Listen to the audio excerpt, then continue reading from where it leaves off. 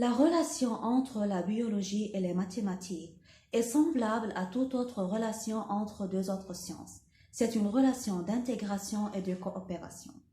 Par exemple, je cite les biomathématiques, qui constituent l'association entre la science de biologie et la science des mathématiques.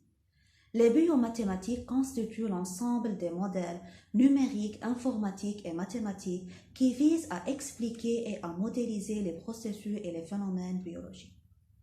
En plus, je cite Gregor Mendel et Morgan, qui sont considérés parmi les biologistes les plus importants et qui ont utilisé les statistiques dans leurs recherches biologiques. En outre, les biologistes utilisent les statistiques mathématiques pour expliquer des données médicales.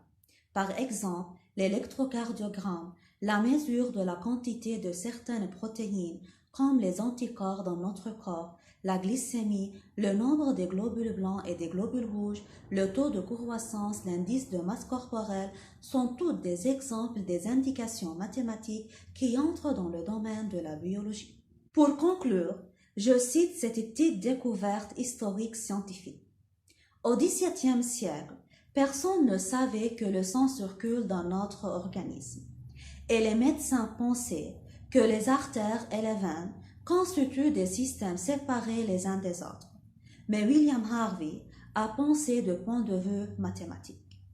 On sait que le cœur bat environ 3,5 litres pour chaque 16 battements.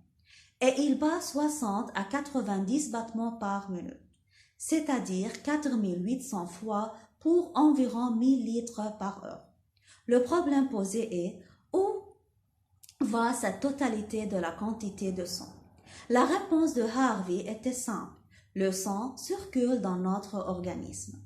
Et il a pu convaincre la communauté scientifique par la circulation sanguine en se basant sur un argument mathématique simple, se basant initialement sur la multiplication et la division.